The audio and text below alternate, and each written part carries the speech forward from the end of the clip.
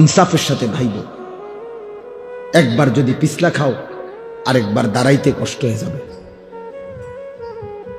একবার যদি পাও পিছলে পড়ে যাই আরেকবার দাঁড়াইতে কষ্ট হবে। তাহলে ৭৭ বছর মজলুম ফিলিস্তিনি মার খাবে, ৭৮ বছর কাশ্মীরে রক্ত ঝরবে, ৬১ বছর টানা রোহিঙ্গা রক্ত ঝরবে, আর তোমার উপরে আমার উপরে কখনোই কোনো মুসিবত আসবে না এমন কাগজপত্র গ্যারান্টি করা আছে? বলো না, একটা ছেলে বলো। তাইলে বাবা তুমি কেমনে আরো নিশ্চিন্ত হয়ে গেলা? তুমি এমন নিরাপদ হয়ে গেলা কিভাবে যে তোমার এক ওয়াক্ত নামাজ নাই, সেজদা নাই, আল্লাহ নাই, রসুল নাই, হালাল হারামের কোনো পাক নাফাকের কোনো ধার ধারণা, একটা মোটরসাইকেল জিন্দিগি, একটা মোবাইল জিন্দিগি, একটা নারীর সাথে প্রেম, এটাই জীবন, চুলের ফ্যাশন এটাই জীবন বানায় ফেলছ, বন্ধুদের সাথে অসৎ আড্ডা, কিছু অশ্লীল বিশ্রী বাজে কথাবার্তা, নিজেদের মধ্যে অসভ্য নোংরা কথাবার্তা, এটাকেই জীবনের আনন্দ হাসি খুশি বানায়। অসভ্যতা আনন্দ হয় কেমনে ভাইয়া? প্রিয় ভাই বলো, কোন কোন কিতাবে লিখছে, কোন বইতে লিখছে, কোন ডিকশনারিতে যে নোংরামিটা আনন্দ, অসভ্যতা আনন্দ? তুমি একটা মেয়ের পিছনে ঘুরলা, এটা তো অসভ্যতা, এটা তো আনন্দ। তুমি উলঙ্গ ছবি দেখলা, এটা তো নোংরামি, এটা তো আনন্দ হতে পারে না। অশ্লীলতা তো পৃথিবীর কোনো ভাষায়, কোনো দেশে, কোনো ধর্মে অশ্লীলতাকে আনন্দ বলে না, অসভ্যতাকে আনন্দ বলে না। অতএব ইনসাফ করো।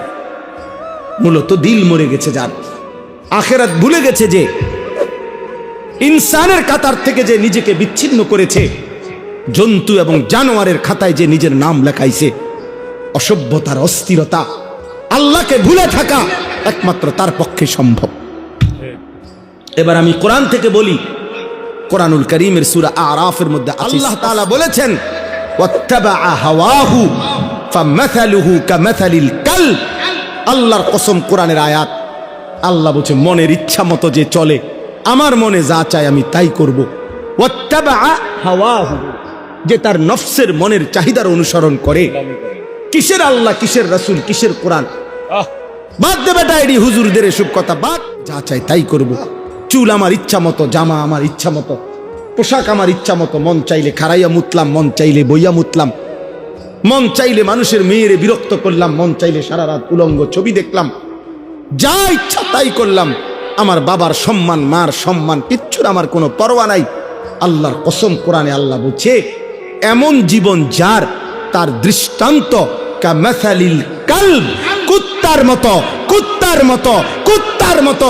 এই নাফরমান, এই জিন্দেগি কুত্তার জিন্দেগি, কুত্তার জিন্দেগি। এজন্য বেনামার জীবনে রাখিস, তোর জিন্দেগি কুত্তার জীবন।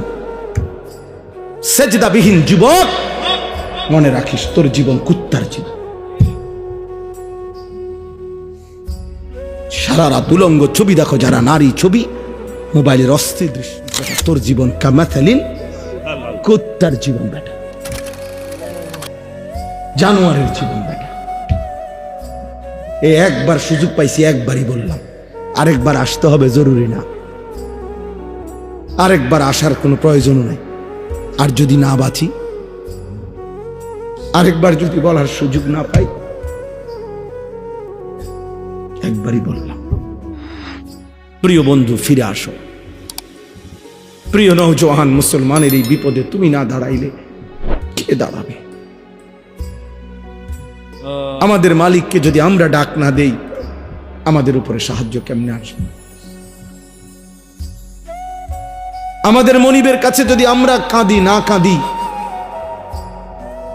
আমাদের বিজয় আসবে কিভাবে? আমাদের প্রিয় নবী সাল্লাল্লাহু আলাইহি ওয়াসাল্লাম, এবার রাসূলুল্লাহ সাল্লাল্লাহু আলাইহি ওয়াসাল্লামের জিন্দেগি শুনেন। সবাই শুনতেছেন? ছেলেরা, বাপ তোমরা শুনতেছো? বাপ, ভাবতে শিখো ভাইয়া।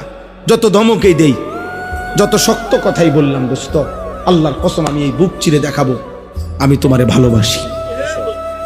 আমার জিন্দেগি ছেলেদের জন্য, নওজওয়ানের জন্য।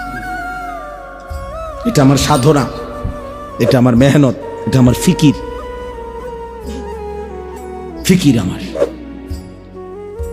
আল্লাহর নবী সাল্লাল্লাহু আলাইহি ওয়াসাল্লাম মাত্র 313 জন সাহাবীকে নিয়ে বদরের যুদ্ধে যখন যুদ্ধের ময়দানে দাঁড় করাইছে 1000 কাফেরের মোকাবেলায়, হাদিসে স্পষ্ট আছে নবীজি সাল্লাল্লাহু আলাইহি সাল্লাম তখন সাহাবীদেরকে বললেন, তোমরা দাঁড়াও, যারে যেমনে দাঁড় করাইছি দাঁড়াও, তবে আমি আদেশ না দেওয়া পর্যন্ত যুদ্ধ শুরু করবা না। কথা বুঝছেন কিনা?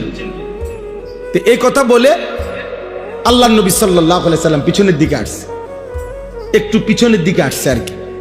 আয়েশা পাহাড়ের টিলায় নিচে, পাহাড়ের চূড়ার নিচে আল্লাহ নবী সাল্লাল্লাহু আলাইহি ওয়াসাল্লাম সেজদা করছে। সেজদা দিয়ে এক টানা কাঁদতে শুরু করছে। নবী সাল্লাল্লাহু আলাইহি সাল্লাম অঝরে চোখের পানি ফেলতেছেন এই বদরের প্রান্তরে। তখন আল্লাহ নবী সাল্লাল্লাহু আলাইহি সাল্লাম বলছেন, আল্লাহ, আমি আপনার কসম করে বলতেছি, ইন তুহলিক হাদিহিল ইসাবা লান তুবাদা ফিল আরদ। মাওলা, আমার সামান্য পুঁজি, আমার গত 13 বৎসর, আমার গত 13 বৎসরের মক্কার মেহনত, মদিনার 6 মাস বা 1 বছর, আমার এই 14 বছরের কাছাকাছি সময়ের মেহনতে আমার এই 313 জন সাহাবী, আমার পুঁজি আমি দাঁড় করাইছি ময়দানে। এই ছোট্ট সৈন্য আমার অল্প কয়েকটি বদরের এই প্রান্তরে আপনি যদি আমার এই সামান্য বাহিনী শেষ করে দেন, এরা যদি শহীদ হয়ে যায়, লান তুবাদা ফিল আরদ, আপনার জমিনে আর আপনাকে ইবাদত করার কেউ থাকবে না। আমার পুঁজি তো 313 জন, ওরা যদি শহীদ হয়ে যায় সবাই, আপনার সেজদা দিবে কে? আপনার গোলামি করবে কে? এইভাবে আল্লাহ নবী সাল্লাল্লাহু আলাইহি সাল্লাম অঝরে কাঁদতেছিলেন আর বলতেছিলেন, আহাজারি করতেছিলেন। আল্লাহ রাব্বুল আলামিন ঠিক তখন জিব্রাইল পাঠাইয়া নবী সাল্লাল্লাহু আলাইহি সাল্লামকে সরাসরি জানায় দিছেন, বন্ধু, ফাস্তাজাবা লাহুম রাব্বুহুম, আপনার দোয়া আমি কবুল করেছি। আমি আল্লাহ আসমান থেকে এই মুহূর্তেই জিব্রাইলের নেতৃত্বে 1020 ফেরেশতার কাফেলা আপনার সাহায্যে পাঠাচ্ছি।